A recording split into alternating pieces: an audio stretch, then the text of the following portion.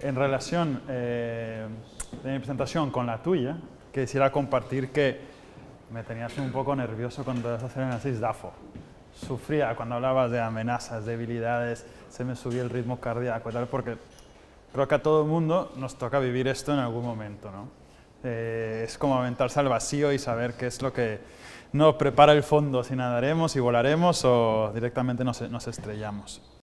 Y hablando de el BIM, que por sí es algo muy complejo, que mis colegas anteriores lo han explicado, pues ahora a mí me pasó lo mismo cuando se habla de sostenibilidad.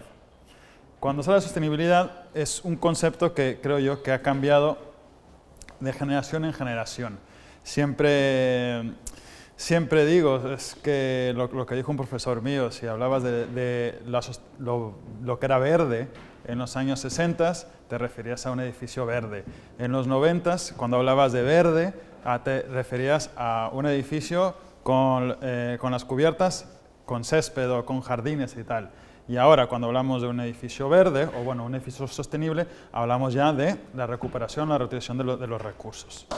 Y en base a esto, pues vemos que se desprenden diferentes tipos de metodologías o estándares, como puede ser el BREEAM, LEED, Passive House y Lean, y incluso también me atrevería a decir el Cradle to Cradle o el Cradle to Cradle.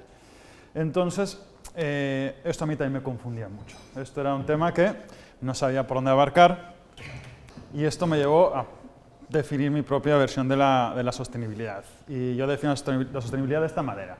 Buscar el equilibrio en base a la explotación de los recursos disponibles sin sacrificar la capacidad de la renovación de estos en un futuro.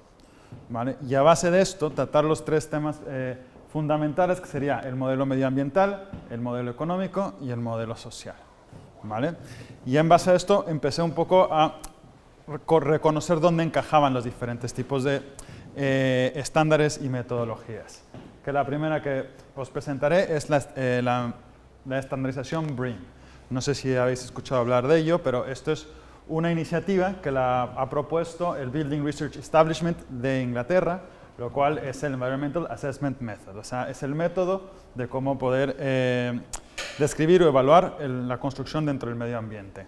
Si veis, tiene diferentes puntos de evaluación, tanto como jerarquías, contaminación, recursos hidrónicos, reciclaje, transporte, materiales, medio ambiente, rutas de acceso, energía y monitorización, en las cuales, en base a todos estos criterios, hay un lineamiento o un proceso a seguir, desde el principio en el cual se comienza un proyecto a evaluar o a incorporar las diferentes medidas de esta estandarización hasta reevaluarlo con un técnico acreditado, someterlo a evaluación por el resto del comité del BRE y al final recibir una certificación que indica qué porcentaje ha obtenido.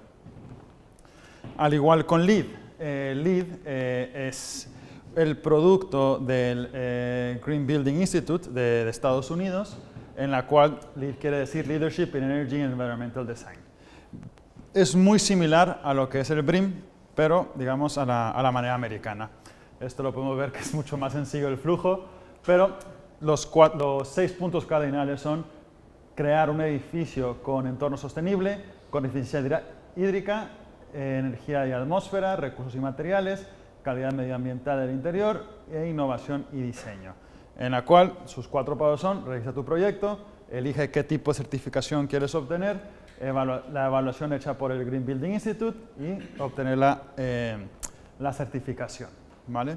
Hasta ahora estos dos estándares son bastante similares, pero cuando hablamos de Lean, el enfoque cambia. El objetivo de Lean es mejorar el diseño y edificación de proyectos a través de métodos eficientes para una mejor entrega del proyecto. El enfoque ya no es terminar con un edificio más eficiente, sino Lean se fija en el proceso mismo de cómo construir, cómo desarrollar este proyecto. Y esto es minimizando la pérdida de tiempo, siendo más productivos, minimizando el movimiento, dando mayor seguridad, causando más ahorro, tanto económico como de materiales, como de energía, y potenciar los recursos humanos, que esto es aparentemente el punto más fuerte. Respetar a las personas para poder optimizar los flujos de trabajo. Y, por último, el Passive House. El Passive House es un estándar que se centra puramente en el consumo energético de un edificio, tanto como al principio como al final. Sus puntos cardinales es tomar en cuenta la demanda de energía del edificio, la demanda de la climatización de este edificio, la demanda de la energía renovable, la permeabilidad del aire y, por último, el confort de las personas o cual lo habitan. En este diagrama podemos ver que es un enfoque muchísimo más técnico, el poder llegar a construir para poder ser sostenibles en cuanto a la energía que consume el edificio. Y bueno, ahora sí, ¿cómo abordamos estas temáticas en BIM? Esta es la definición de BIM de Wikipedia, que no os la daré, pero para ser un poco más eficientes, os diré simplemente que es la aportación de datos a un modelo 3D. ¿Vale? Continuando con la charla que nos dio Sergio Muñoz, pues realmente el BIM tiene ya más de 15 años de gestarse a nivel internacional. Tenemos los países nórdicos, que efectivamente son los que están más al frente del tema BIM, pero realmente lo que se viene siendo el estándar BIM o el uso de BIM se dio en los países nórdicos, conjunto con Estados Unidos, con Canadá, y al final lo terminó impulsando demasiado Singapur, al hecho de que fue el primer país de poder tener a poner en disposición de los profesionales un chequeo online de proyectos hechos en BIM. También al mencionar que esos unos países punteros o fueron los países iniciales en el tema BIM, realmente hay otro tipo de iniciativas BIM en los diferentes países. Por ejemplo, tenemos que en el resto de Europa el tema BIM está en proceso y hay varias normativas, estándares o prácticas o guías que ayudan a trabajar en BIM, y a la vez también hay muchos profesionales en otros países, los cuales ya están trabajando y capacitados para desarrollar proyectos en BIM. Y bueno, esas son las tres guías iniciales que empezaron a mover el tema, que como puede ser el Project Execution Planning Guide, que es donde nace el BEP, que es básicamente el documento en el cual rige de cómo se va a tener que gestionar un proyecto en BIM. Y bueno, tenemos estándares de StatsBIG y el PAS 1192 de Inglaterra, al cual también se hizo referencia. Y ahora, como nos ha contado Ferran, pues tenemos las nuevos estándares y buenas prácticas que ha producido el ITEC, tanto para los objetos BIM, que es el ECOB. Hasta ahora todo eso ha sido posible por la Building Smart, que es una organización sin ánimo de lucro que, como ya mencionó Sergio Muñoz, se focaliza en estandarizar procesos, procedimientos y flujos de trabajo en BIM. Esto es lo que le ha permitido tener éxito a nivel internacional, y los puntos clave es por su metodología de escribir procesos, por los modelos de datos para transportar información y por definir una estandarización en la terminología. Dicho de otra manera, yo creo que la importancia de la Building Smart se debe por haber entendido o descifrado para poder crear un estándar de trabajo en BIM, en tener en cuenta el lenguaje, las herramientas, los procesos, la información de los usuarios y un sistema lo cual lo englobe todos los puntos anteriores. Y tomando esto, han podido definir el manual de entrega de datos, la clasificación de objetos, lo que viene siendo el formato de colaboración, un marco de directorios para el lenguaje y la definición de vistas de modelo. Y además tenemos dentro de las clasificaciones o dentro de la información podemos llegar a poder hacer esos siguientes cálculos. Como pueden ser las mediciones, el consumo energético, los precios y cantidades, y agrupaciones y clasificaciones según elementos. Que como comentaba Ferran en su charla, es cierto, por no decir un conteo o un preconteo es igual a una medición, pero no se puede eliminar de esta ecuación o de un proceso BIM al profesional. Y además tenemos estos valores que ya están contemplados dentro del estándar IFC, que son los indicadores de impacto medioambiental y los valores de impacto medioambiental. Aún no vemos mucho uso de estos valores, ya que corresponden más a lo que yo creo que podría ser la iniciativa Cradle to Cradle, porque proviene desde que se extrae la materia prima hasta que se moldea, se trabaja a un producto, ese producto se instala y luego después se termina reutilizando o reciclando. ¿Cómo funciona BIM? Pues primero, como tenemos las clasificaciones de elementos, hay un entendimiento entre los diferentes tipos de elementos, en este caso como la ventana, un muro y una columna, que se comunican entre sí mediante la información. ¿Vale? Tenemos un lenguaje estandarizado, tanto en terminología como en semántica. Y a la vez existe una coordinación en la cual estos elementos se reconocen unos a otros. Como comentaba María Elena, también a partir de la información que se le introduce en esos objetos, tenemos una mayor coordinación y podemos llegar a especificar de mejor manera nuestro proyecto. Y el pequeño conjunto se atribuye al resto del edificio, igual pensando como si fuesen bloques de Lego, lo cual se utilizan para poder construir el edificio en su totalidad. Y este modelo es completamente adaptable, no solamente particular para un tipo de edificio, sino puede ser desde un rascacielos hasta un edificio pequeño, como también hasta para reformas. ¿Por qué? Porque el hecho de que se comunique la información en cada tipo de objetos es una particularidad de toda la infraestructura en BIM, no importa que tan grande o tan pequeña. ¿Qué es lo que sucede con la sostenibilidad? Pues aparte del proceso de flujos BIM, tenemos esta área de análisis en la cual cogemos la muestra de nuestros elementos dentro de un sector en particular de nuestro edificio, donde es cuando empezamos a evaluar los datos. En base a estos datos y en base a los criterios que pueden ser LEED o BREEAM, podemos medir si estamos realmente acotándonos a estos estándares. Si hablamos de Lean, tomamos el ejercicio en su totalidad y podemos medir si realmente nuestros procesos están siendo tan eficaces como pensamos. Es decir, a crear las simulaciones necesarias sobre las secciones particulares que hemos elegido de un proyecto.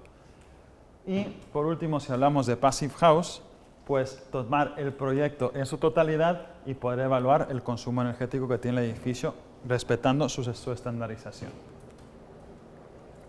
De este modo, como hemos visto, sabemos que BIM es, digamos, es el tema subyacente para poder trabajar con los diferentes tipos de estándares y metodologías de la sostenibilidad, que además nos permite trabajar en las otras clasificaciones y estandarizaciones que existentes en el mercado tanto nacional como internacional. Esa es una apreciación diferente, bueno, similar, de una manera diferente, de lo que han presentado mis compañeros anteriores, en la cual podemos ver que en términos de BIM podemos evaluar el desarrollo de un proyecto en lo que llamamos niveles de desarrollo, que en inglés LOD quiere decir Level of Development. Podemos ir desde nivel 100 hasta el nivel 500. El nivel 100 es simplemente un modelo tridimensional sin información y el nivel 500 ya es una representación virtual de lo que hemos construido físicamente. De por medio podemos ver que el nivel 200 es el anteproyecto, el nivel 300 es el proyecto ejecutivo y en el 400 es cuando tomamos el 4 y el 5D, tiempos y costes, y podemos hacer la logística de edificación. Como os he mencionado, del programa inicial en un LOT 100, donde empezamos a trabajar la idea, tenemos diferentes tipos de fases, diferentes tipos de trabajos, en lo cual en esta área, en el LOT 400, suele ser muy importante el tema de la información. Y aquí es donde podemos refinar y hacer los ejercicios necesarios para poder obtener esas certificaciones de sostenibilidad. En lo cual, también como mencionaba Ferran, no hay un solo software que nos pueda llevar de un inicio al final de un proyecto de una manera adecuada.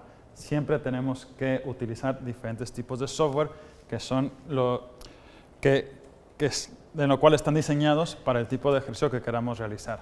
Aunque yo pueda hacer todo en ArchiCAD, que realmente me permita sacar mediciones, a lo mejor no es lo más adecuado para hacerlo, tengo que transportarlo. Aunque pues, Revit me permita, mediante su herramienta de cálculo energético, hacer el cálculo energético de mi edificio, quizás si yo salto a otro software, como puede ser el Building Stock Designer de Graphisoft, me permita tener mucho mejores rendimientos en mi cálculo. Y a la vez también podemos ver la manera de cómo se puede modelar, cómo se puede cambiar información a nuestro proyecto. Ir de la parte del modelaje, la parte de la gestión y la parte del mantenimiento. Y también, comentando sobre tu presentación, Agustí, es cierto, aquí en España no hemos sido los primeros en iniciar el proceso en BIM, todavía nos falta mucho, pero desde lo que yo diría que fue el primer impulso hacia BIM, hace aproximadamente unos 5 o 6 años, ahora hemos creado una muy buena infraestructura de BIM para que todos los profesionales estemos dentro y colaborando. Precisamente, estándares, tenemos la Building Smart, tenemos la comisión SBIM y tenemos la Directiva de Contratación Pública de la UE. En cuanto a recursos, ya tenemos los documentos de mejores prácticas, tenemos plantillas de proyectos, tenemos bases de datos y tenemos catálogos de productos. En cuanto a formación, tenemos los planes de estudios, tenemos posgrados y tenemos másters. En cuanto a servicios, pues tenemos entornos de datos comunes o BIM servers, tenemos la tecnología periferal, que alguien preguntó algo sobre cómo BIM, sobre el 3D Point Cloud, la realidad aumentada, la realidad virtual y la logística. Y también existen empresas dedicadas al outsourcing de proyectos en BIM, lo cual puede ser modelaje o de BIM management. Y igual, también contamos con toda la gama de software en BIM adaptado al lenguaje en castellano. Y bueno, por último, si pensamos que al final de esta carretera tenemos nuestro proyecto construido de manera óptima, de manera sostenible, de la mejor manera posible, podemos entender que lo que viene siendo LEED, BREEAM, Passive House, Lean, Cradle to Cradle, es una manera, son los anuncios que nos permiten identificar cuál es la mejor ruta para poder llegar a nuestro destino.